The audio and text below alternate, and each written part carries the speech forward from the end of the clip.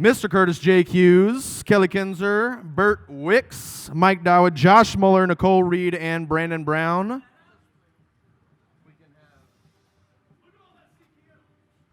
Brandon, you sit in the back. You're tall. We can do like 2 layers or something here. Also, Matt Foss. I would love you to be a mic runner for me if you could, because I know you're quick, you're nimble, and I trust your judgment. So we're going to have, if you do have a question, just raise your hand. I'll point to you. We will run you the mic. We are recording these, so do please speak into the mic, and then we will get everything going right away. So what do you do with the others? Oh,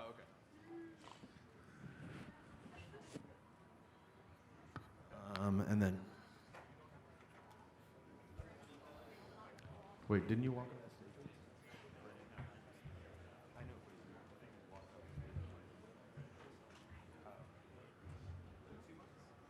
And can we get the other handheld mic? It's over here. Over there? All right, cool. Matt, give me back that one and go get that one.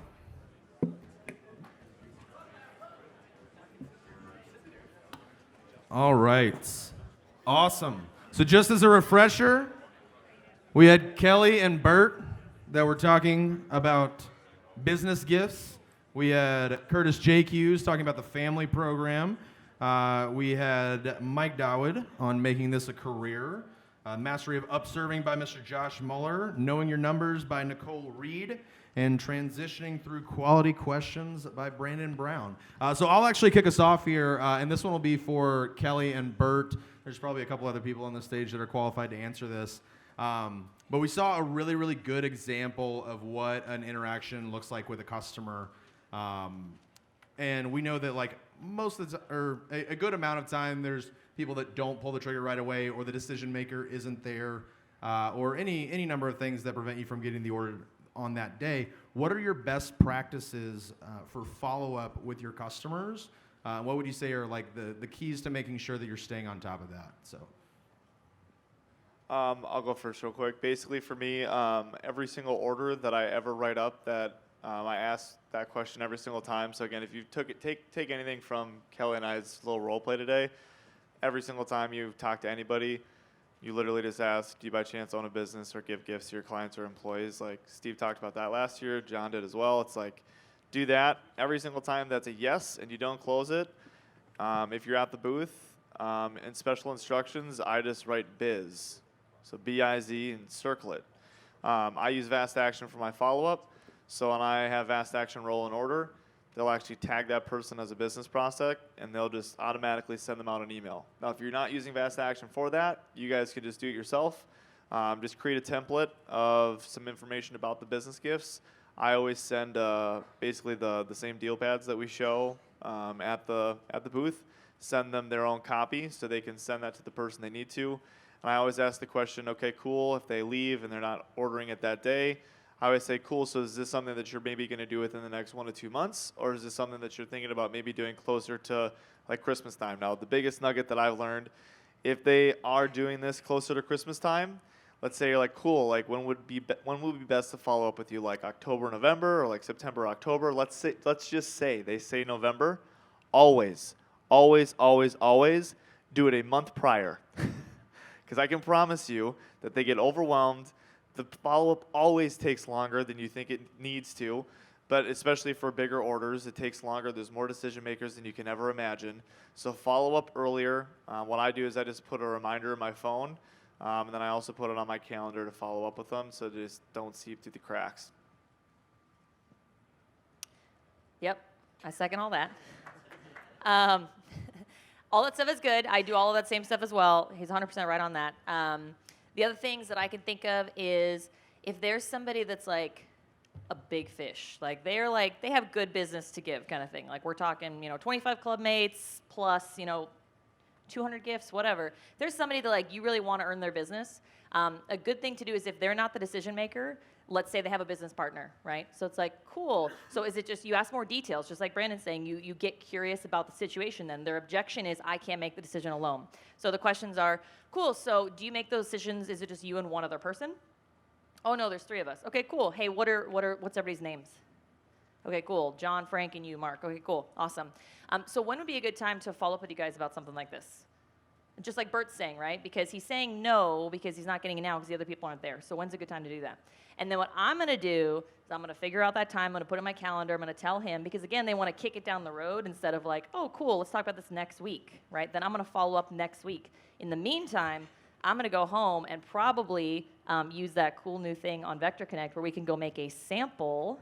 So how cool is it then when maybe 3 or 4 or 5 days later, Mark, John, and Frank all get gifts with their logo that I pulled off of their website, because I got the card, go to their website, pull it off, engrave them on spreaders and send it to them. And I put, really excited to carve out some time to talk about your gifts next week. And they're like, oh, she's serious. She actually wants my business. This isn't just a card that's never going to get followed up with. So like, show people, if they're a true business owner, they respect the hustle of other business owners. And when they see that you want their business, you're committed to spending money even though they've never given you a dime, that's somebody that they want to do business with. And they already love the program. You're just showing them you're serious. You're not just some fly-by-night sales rep that's going to be like, cool, I'll maybe follow up with you someday, maybe eventually, maybe I'll send you an email. And I also would say, too, another good thing, when you send a sample, especially if you're serious about it, it's important to really try to gauge how serious they are about the program. Like if this is something that they're super into. If they're also not the decision maker, and they really don't have that, like you're talking to the random marketing person that's in the firm and she's like 17 steps below her manager, you need to kind of gauge, right, who you're going to invest your hard-earned money on a sample with. But like if you're talking to a person that's going to maybe buy anywhere above $3,000 order from me, I'm like, okay, cool, that's probably a potential. And the cool thing is with the business gifts, I don't know if you can touch on that at all, Steve, but I didn't even know about that until like 2 or 3 months ago, and I was like, it makes it way more affordable to do a sample, which is very cool. I'm just finding out about it now. It's awesome. Excited. Yeah, we like to keep things a secret. All right, awesome. So real quick, who does have a question in the audience? So we'll start over here on this side. Let's go with JPB back in the back, and we will move the microphone. Cool, thank you. Great messages from everybody. My question is for Curtis regarding the family program. Ooh, you have a microphone. So my question is regarding pricing and how you think about it. I know that sometimes it's based on the reaction of the customer and based on kind of reading the customer. But for everybody in the room, some of whom I would argue probably most of whom are not as perceptive or incisive as you are, what are some clues and ideas that can help us get a sense of how to price, as in what that number should be, and how to price position when we are sharing, showing on the family program? Yeah, what a loaded question. Thank you, JPB. So when you're dealing with a customer, you can tell right away if there's someone that's thinking of multiples or if they're doing just 1 or 2.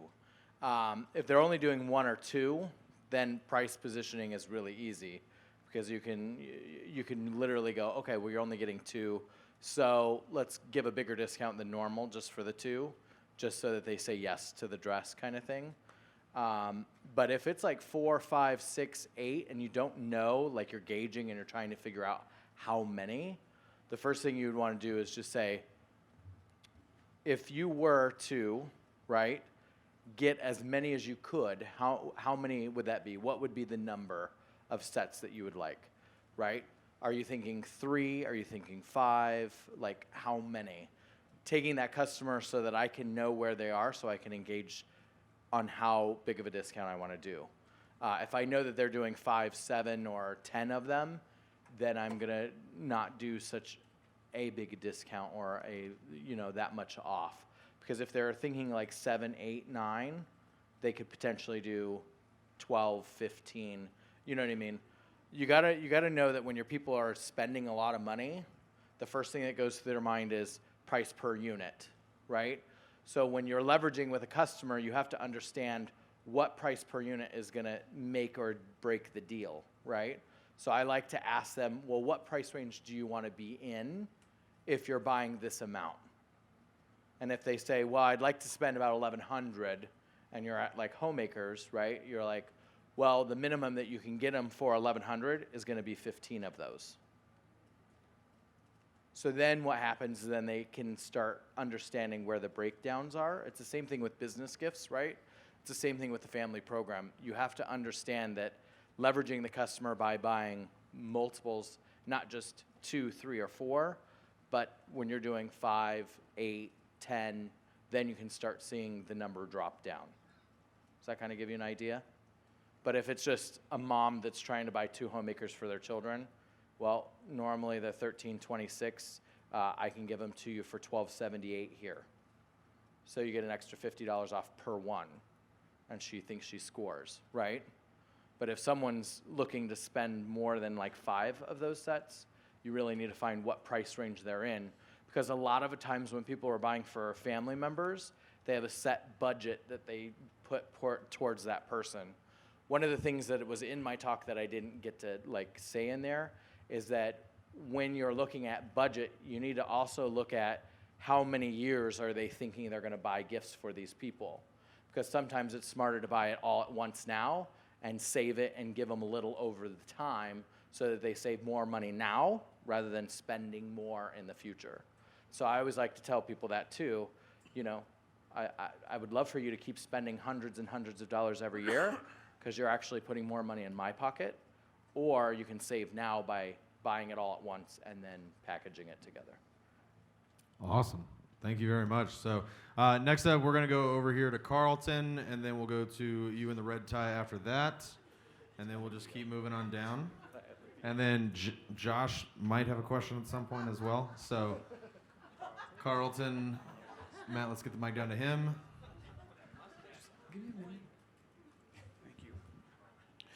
Okay, I know I'm probably breaking the rules by asking 2, but let's do. I got one for Brandon real quick, because you talked about deframing and then reframing, but you didn't really unpack that like I would have liked to have heard. So that's what I want to hear. Okay. I want to hear about that. Yeah, I need to know that deframing thing. Now for Curtis. Here's the deal. You said some things about the family program whenever you started talking. There's a certain thing I want to know about training customers, okay? Because I think some folks know that you're good at helping customers understand why something is a benefit to them and helping them think a certain way. So there's a couple things that you said. One is that customers are talking about this. You also said we're helping customers get what they want. So if you can explain why you're saying what you're saying to help them to think why this is a value, because you're explaining this as for us as reps and them as customers to make this a long-term thing. I think there's a few people in the room who probably have customers, and it's not as many as what you have, who are customers that buy way more frequently because they are on this particular program. So what is triggering them and training them to be on this particular program? All right, I'll start it off. So deframe and then reframe. So a deframe is essentially when a customer has a perceived perspective or belief system that doesn't necessarily serve them at the highest level, right? Customers sometimes don't know what's best for them. And so what you want to do in a very eloquent way is deconstruct their philosophy, their belief system around whatever the topic is. And then you want to reframe it to being something that will serve them at a higher level, right? So an example of that would be someone who, like the table knives, right? Or the cookware, yeah. Yeah, exactly. So the deframing is that they have a belief system that Cutco cookware sticks because it's stainless steel. So appreciating their model of the world, right? hey, I totally understand where you're coming from. I could totally see how you have that philosophy. A lot of customers do before they really understand how high quality stainless steel cookware works. And then you go into like explaining it, right? So you're deframing their old perspective and then reframing their new perspective, right? And then same thing with table knives. It's like, oh, I need 4 table knives because there's 4 people in my house. Well, I totally can see where you're coming from, but the reality is from my experience, most customers who have 4 people that are living in their house much rather have 6 to 8 to 12, because when they have friends and family come over, that they're going to get more use out of those table knives. Or if some are dirty or in the dishwasher, they're going to want to have enough to go around so they're not hand washing the table knives every single use. It's like, do you have 1 pair of tennis shoes? No, right? And analogies always work too, because it's something that they can relate to.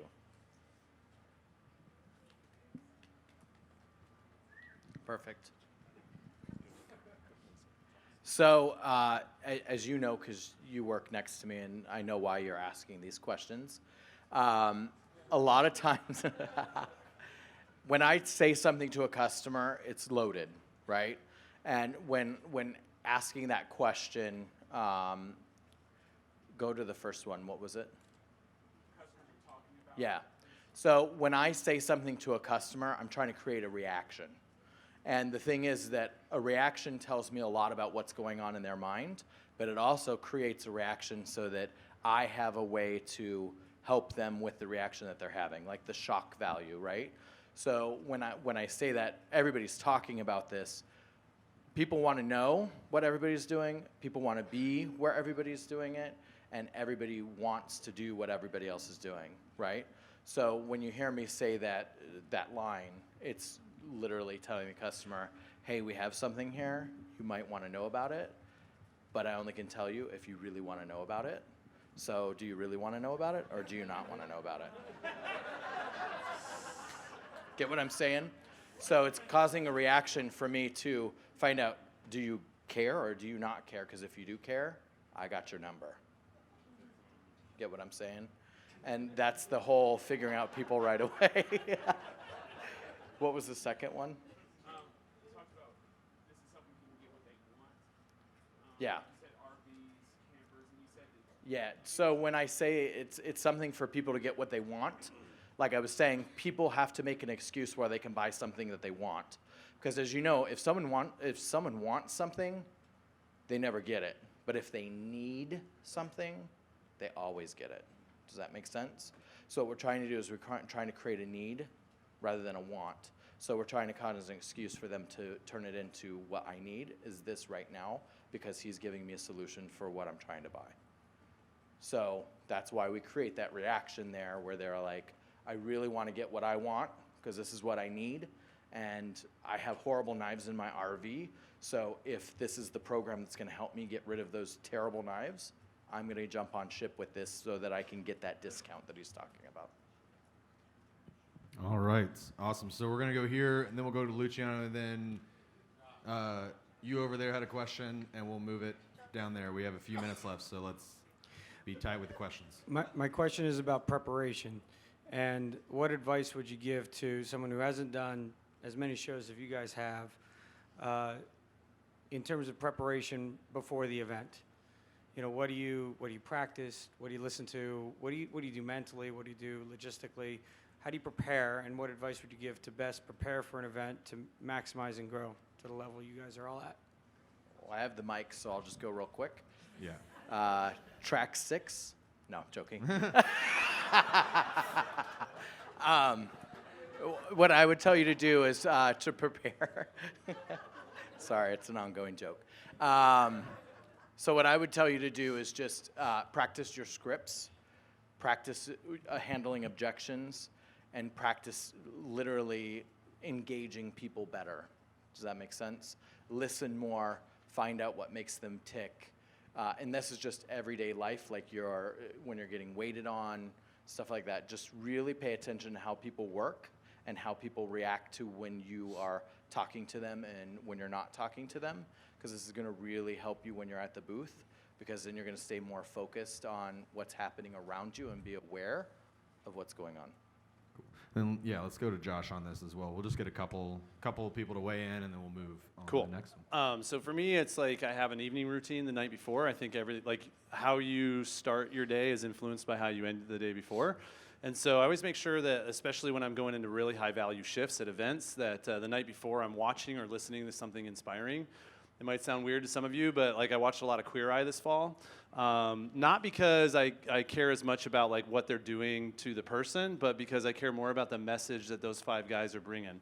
And they're bringing a really inspiring, like motivational message to the world that I think more people need to hear. And so like watching that right before I went to bed would set my mind in the right mindset moving forward.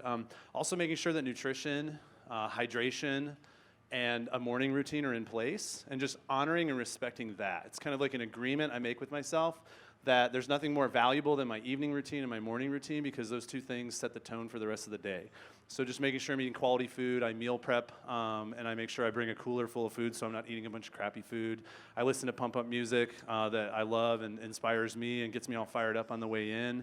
And I just make a deal with myself before I go into the booth to have fun today, to do my best with every customer today, and that, you know, it's okay for my best to be different from day to day, but like I'm always looking for that perfect lap, like what Brandon was talking about. And so, you know, just making sure that I'm taking that time to like get centered, get intentional, and I try to also get to the booth like 30 to 45 minutes early every day, so that I'm able to, you know, set my station, get prepared, and be ready to roll. So before the show even opens. So I just want to piggyback off what they shared, because that's somewhat of a broad question. So I think a good way to look at it would be, for those that play sports, right? Or even if you don't, you understand the concept of it, is before a game, let's say a basketball game, you're going to watch the tape of your opponent, right? Because you want to prepare for the game. And in watching the tape, you're going to want to focus on 2 things when you're playing that basketball game. What are going to be your strengths in that game? And what are going to be the potential weaknesses that you would have against those opponents? And how are you going to hedge against those weaknesses? Right? Same philosophy in the booth. What are the 2 strengths that you really want to focus on? And what are your weaknesses? And how do you want to hedge against that? Mindset, skill set, energy. So that'd be a good way to look at it as well. Awesome. Thank you, guys. We'll go Luch, and then you in the white, and then if we have time, we'll get over. Just remember, guys, we are going to have a lot of time outside of session to ask questions, so if your question does not get answered, Josh, then it's okay, and I'm sure that it can be asked outside of it. How about we wrap up? We'll wrap up with your question, Josh. All right? So, Luch. All right, so I have a question for Brandon. So on, I guess, a certain objection, kind of like what's 1 or 2 questions that you would ask somebody when you hear like a husband coming up that they might not be the one that does the cooking or vice versa? So what is your thought process when you hear that, and how do you like empower them to make that decision without having to, you know, let me call my wife or let me come back tomorrow or whatever? Awesome. Yeah, great question. I would say, so it's the husband who's there at the booth and the wife is not there. Gotcha. I would start with, before you know, it depends on like how busy it is at the booth, right? Because you want to be resourceful of your time and where you're spending your paying attention and for how long. But if it's busy at the booth, normally I'm going to ask like a gauging question, like, hey, I totally understand that your wife does most of the cooking, but just out of curiosity, if we could find something that fit into the budget that you know 100% confident that she would use, love, and appreciate, would you be open to the idea of getting a set of Cutco today? All right? So that's like a hypothetical, but I'm solving all the potential like challenges. All right? If I could show you something that fit in the budget that you knew your wife would use and love and appreciate, is that something that you'd be open to considering and looking at today? Because here's the reality. When they give the objection that the wife does all the cooking, really that doesn't mean anything. You do all the eating, which means what? You know what food they are cutting and cooking. So that doesn't matter that they do all the cooking. you know that they're going to eat these types of foods, and so you know what knives to go with that, and you know how frequently they cook based on how big the family is.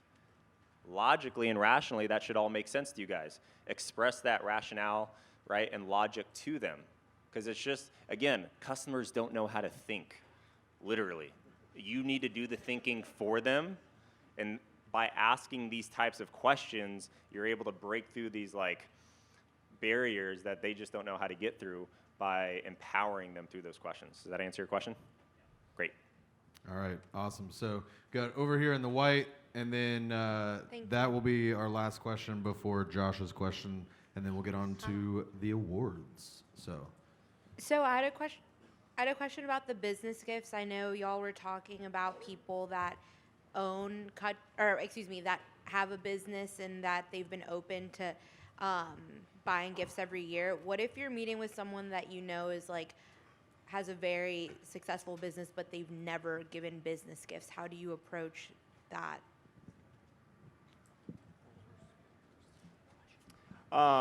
So I work with John Cloby very closely, and he also sells a lot of business gifts every year.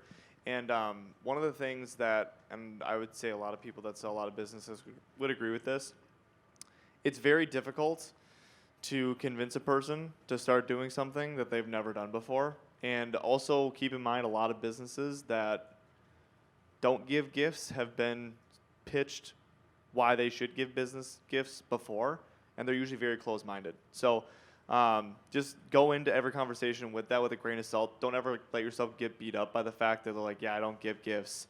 Like, I can't even tell you how many times I've had people like, yeah, I own a business, and they're like, they are a realtor and they give like 100 closing gifts, or they do 100 deals a year, and you're like, cool, do you give anything? They're like, no, not really. Like, I give them a percentage of the commission towards the closing costs. And they don't even think twice. Like, well, have you ever thought about it? No, don't worry about it. I always just say there's plenty of fish in the sea. But again, at the end of the day, it's like, I can't even tell you how many times I've had people come up that are like, oh yeah, do you by chance own a business or give gifts to clients or employees? And they'll be like, no. And I literally, every single time, guys, I'm at the booth, I will literally still take the gift that's right in front of me, and I will still put it in front of them, and I'll say, yeah, it's kind of a cool thing. We do these things. We put logos on them, and then just let that sit. And then a lot of people are like, oh, really? Wait, so like, how does that work? Right? And then all of a sudden, again, the power of a pause, right? They'll ask a question, and now you've got interest. And even if it's a person that doesn't give gifts at all, it's like, hey, have you ever thought about like just showing appreciation to your clients or to your employees? Like, do you give them a bonus, or do you do anything to help show appreciation for their business or their work that they do for you? Again, just ask a question and then let them answer that question. And if there's any type of hope or type of like opportunity to say, hey, here's how we could help make your business this much more, or people appreciate your business that much more, or fill this void that you didn't even know you have, here's what we do. So essentially you're saying you're just planning, since you're asking this on every single person you talk to, it's kind of a numbers game that eventually... Absolutely. It's a numbers game. And everybody knows that, by the way, right?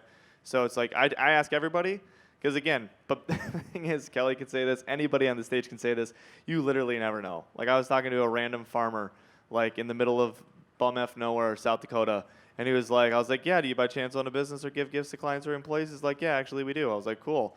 What do you guys do? And he's like, I own this. And I was like, cool. What do you guys typically spend? And he's like, well, how much would that set of like steak knives, big steak knives, go for? I'm like, well, that's like 200 and like whatever it was, $64. And he's like, well, what if I did like 500 of them? And I was like, what the hell? And the funny thing is, like, I tried to answer, I literally put it on my calculator, and that was the biggest quote I've ever given. It was 148 grand. And I was like, yeah, that's $148,000. And I'm like, yeah, it's a lot. And he goes, well, we spend a lot. Didn't even blink.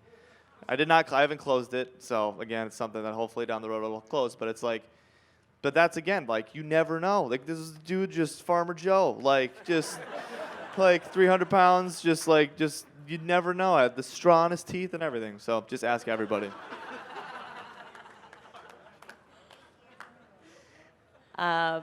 Bert pretty much covered it. It really is true that it's a numbers game, and it's the hardest people to close, the ones who just don't give gifts. And some industries and some, like, it's just not something that they do, and it would almost be weird. So you just have to respect that. But a good just kind of question to just kind of make sure, and really what Brandon's talking about is just the curiosity. I always like to say, cool, so And same thing with Bert. I can kind of like, cool, so just the reason I asked is because we do this. I just do a 10-second. We put your logo on the Cutco that you love, and anyways, you give it to clients as gifts. A good question is just, so would you ever consider giving a gift like this, some kind of an appreciation gift, to at least your top clients? Because some people are like, well, I have hundreds of clients, and it's small margins, and like, why would I spend money on them? But then they think about that 20-80 rule, and they think, oh, well, I guess for my gold group, right, like we do, we don't spend the same money on every client. But have you ever sent gifts to your gold group at Christmas time? You know, that's something that we do in our business. So would you ever consider giving a gift like this or some kind of appreciation gift to at least some of your top clients? And just see where they're at. If they're like, no, or they're like, I don't know, I guess maybe we'd consider that. That's when you know you at least have an opening to have at least a little bit more of a conversation. But that's it. All right, awesome. And then Josh will wrap it up for us real quick, hopefully pretty quickly, and we can get on to the next part of our schedule. Right? Thanks. Yep. Appreciate it. So my question's for Brandon. And Brandon, I'm just curious, when you ask the magic wand question, how might you respond when the customer's answer to that is, if I could wave a magic wand, I would take everything?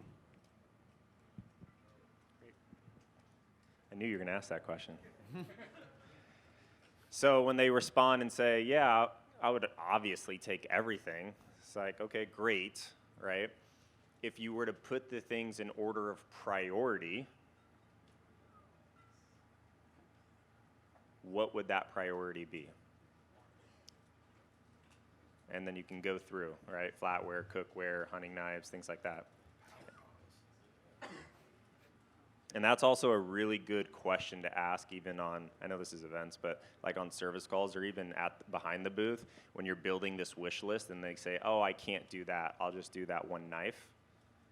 It's like, great, we can do that one knife, but just out of curiosity, if you were to put this wish list in order of priority, how would you rank those 7 things? It's an easy way to drop down versus going from $7 grand down to, 170 for the one piece. All right. Guys, let's give it up for these folks once again. Such amazing content. All right, and we are going to go ahead and move into the last, or one of the last.